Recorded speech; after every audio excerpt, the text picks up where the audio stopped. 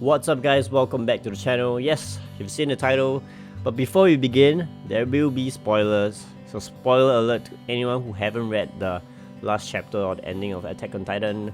Feel free to subscribe to the channel before you go back to whatever you're doing. So I've kind of wanted to do this for a while, but I didn't really know where to start. The controversial ending has been a topic of discussion throughout the entire internet ever since the last chapter came out. And I sort of wanted to wait a few weeks before I actually talk about it as well. And you're possibly here for a reason to... Hey!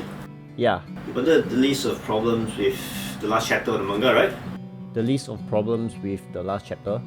Yeah, the list of problems. It's here. I mean the list of problems with the last chapter. What's that?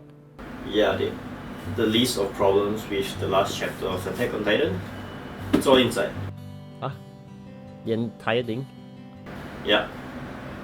Oh shit. NANI?!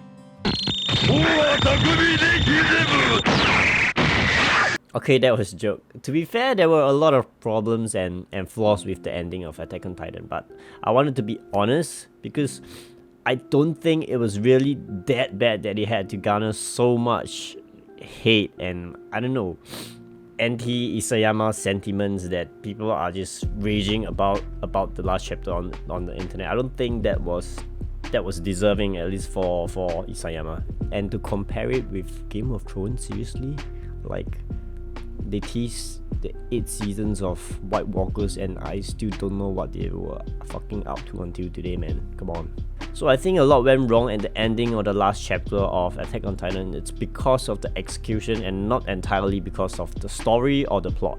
Of course, there are some storylines that could have been tweaked to make things a lot better, and I'll be lying if I say I didn't tear up at certain panels of the last chapter, and I really don't think it deserves the hate that it's been receiving until today. So for example, Ymir's love for the king, it has been such a controversial topic all through the internet, right? I like to think that it wasn't love per se. The love that he was trying to convey, in my opinion at least, it wasn't a sort of a romance, but it was more like a romanticizing love and a relationship in that aspect, and it wasn't conveyed properly in Isayama's way or tone perhaps. And I feel like there's a big difference between romance and romanticizing. I could go more into it in another future video perhaps, but in summary, I just felt like there are certain things that Isayama tried to convey but it wasn't done properly. It was done in a poorer taste perhaps. You know, love probably wasn't the right word to use at that moment, but at the same time, what other words could there have been for him to pick and use? It was tough, man. It was tough. And of course, the last chapter was pretty tricky. It had tons of moments and many things that could be discussed and debated about, and people were so unhappy about a lot of different things, which I agree. There were certain things that I absolutely didn't think it made sense. And by now you should have read everything and you should know both sides of the story, and you probably would have taken either side, right? Either in support or in detest. And we've seen a lot of criticisms that people have pulled out, and some people actually wrote their own endings, and not gonna lie, they're actually really good.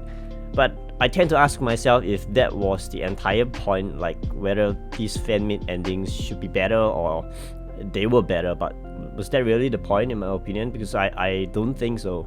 There are plenty of animes and shows, mangas, books that didn't properly end in a way that we enjoy, and definitely there were many things that we could have done or I would have preferred for them to end in a way that I enjoyed it the most. But does that mean that it's better, or does that mean that it should be that way? I really don't think so. And it's sort of like a respect to the author as well, right? I know it's a lot to ask since many of us put in so much time into this manga, and to be given something that doesn't really make sense to many would obviously make you feel betrayed. Personally, for me, I don't actually feel that way, and I'm even more grateful for the hard work that Isayama has put up for us throughout the entire years. The ending for me doesn't actually define the manga, but it was the journey and the ride, and AOT has been a fucking masterpiece in its own right even till today. Ending of Attack on Titan closes the story way too quickly, and it was rushed. We all know it was rushed, and it was definitely executed poorly,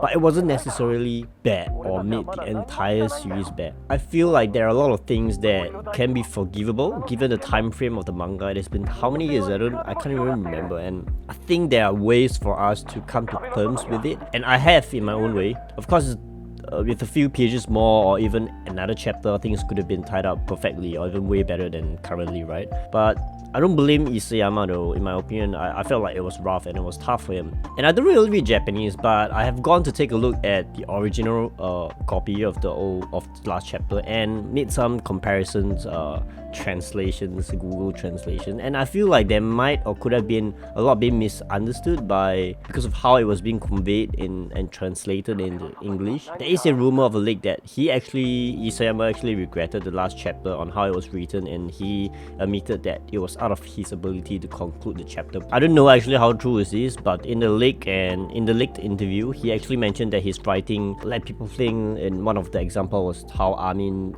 approved of the genocide, but it wasn't actually meant to be like that. And at the same time, there should be a few more pages, like 8 pages, that's supposed to be added to the final chapter in maybe like a new published chapter in the future. I don't know how true is this, so take it with a pinch of salt. All in all, I just feel like while it may not be the most enjoyable ending or the perfect ending, and I don't even think there is a perfect ending, I think it was really, really okay, at least for me. My take on Eren and his Attack Titan is a whole case of free will versus determinism. Personally speaking, the meaning behind the Attack Titan bears a lot of weight in the story than most of us realize, that at least that's in my own opinion, because Attack Titan itself, it's an irony in its own purpose. Titan was always meant to carry out its purpose to break free the chains of Ymir and not himself. And in that sense, the Attack Titan was always and will always be a slave to its own purpose ever since it was created. And unfortunately, Eren happened to be that guy. Do let me know what you think of the last chapter, and if you want to hear more about my thoughts and discussions on the anime or any other anime, do let me know under the comments below. Don't forget to subscribe to the channel and leave a thumbs up to the video. I really appreciate it. Thanks everyone, it has been nice talking to you about the last chapter. I hope you enjoyed the video. You may feel free to agree or disagree, but see you guys in the next video.